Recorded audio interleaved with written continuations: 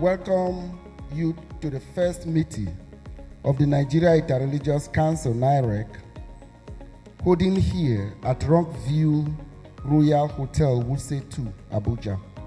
On this day, the 6th of May, 2026. We express our sincere gratitude to the President of the Federal Republic of Nigeria, President Bola Ahmed Tinubu, for not breaking the tradition of the government support for NIREC since 1999. We welcome and appreciate the Secretary to Government of the Federation, Senator George Akume, CON, Permanent Secretary, GSO, Dr. Ibrahim Kana, Director, Affairs of Former Heads of State and Protocol, Mrs. Ochaya Ofoma Anejo, and the staff of the Office of the Secretary to Government of the Federation. We thank the co-chairmen and members of NIREC for sustaining NIREC since 1999 by witnessing to the love that exists between Christians and Muslims in Nigeria. Your Eminences, Sultan Mohammed Sahad Abubakar, CFR MNI, President General, Nigeria Supreme Council for Islamic Affairs. Most Reverend Dr. Daniel Oko, President of Christian Association of Nigeria. You are the outward sign of the inward grace that exists in Nigeria. Seeing both of you together, eating together, laughing together, speak volumes. Thanks for sustaining hope in the peaceful coexistence of Nigerian citizens. We thank the staff of the Nigeria Interreligious Council, NIREC, who work tirelessly to ensure that this meeting comes out well. The national cohesion in NIREC is a strong indicator of religious literacy. We welcome the General Advisor, African Council of Religious Leaders, Religious for Peace, Nairobi, Kenya, Dr. Rosila Adiabo, who is here in dual capacities.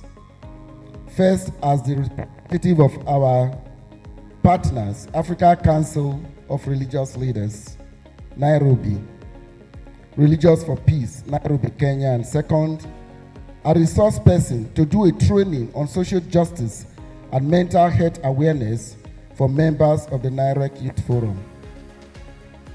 We welcome Associate Professor Akim Onapajo and Professor Uketo Gabriel Moti, who are invited to talk on the theme of this meeting, religious literacy for national cohesion.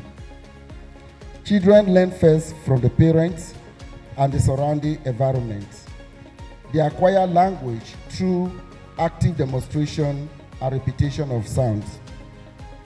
The brain of the child gets adjusted to the sounds in the first 6 years with the cognitive capacity. A child who grows with wild animals in the jungle could behave like the savages. The next level of learning comes from formal school teachers and religious educators. The formation of the child for the future depends on exposition to authentic learning in a conducive environment. To attain literacy for national cohesion, the government needs to provide the enabling environment for the children. A healthy society provides hope for the future through a functional system and structure. An ideal environment that is conducive for human formation tames the beast in the human person and enhances creative relationship through the stages of development of a person, which are infancy, early childhood, middle childhood, adolescence, early adulthood, middle adulthood, and old age. Education could be formal or informal.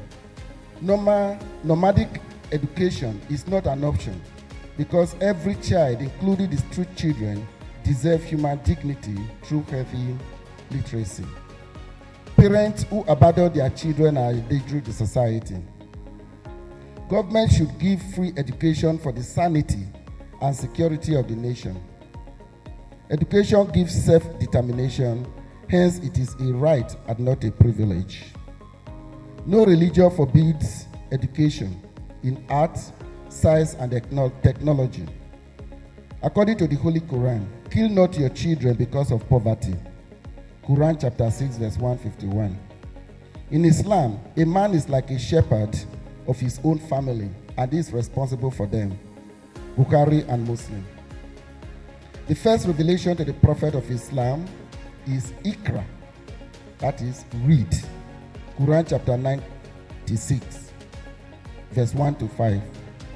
In the Bible, the sages counsel, train up a child in the way he should go. Proverbs chapter 22, verse 6. Fathers, bring the child up in the discipline and instruction of the Lord. Ephesians chapter 31, verse 12 to 13.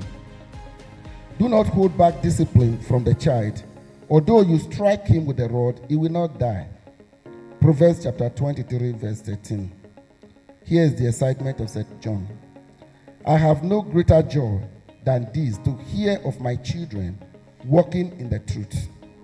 The fruit of religious literacy are truth, emancipation from mental slavery, and victory over ignorance. In Africa context, success includes home training and traditional social etiquettes. Lack of proper education and literacy could produce sex workers, kidnappers, ritualists, cultists, terrorists, and self-made religious preachers who indoctrinate and brainwash the children into untamed animals. True literacy creates the opportunity for us to free our mind from hatred and unnecessary battles for ancestral vengeance and vendetta. Veronica Aliabu, my mother, used to tell me, my son, my enemies should not be your enemies. Do not fight my battles. This reminds me of the popular saying of Nelson Mandela. One of the mistakes which some political analysts make is to think that their enemies should be our enemies. It is hoped that after listening to our guest lecturers today, we will become evangelizers and not educated illiterates. Thank you for listening. Thank you so much, Executive Secretary Direct there.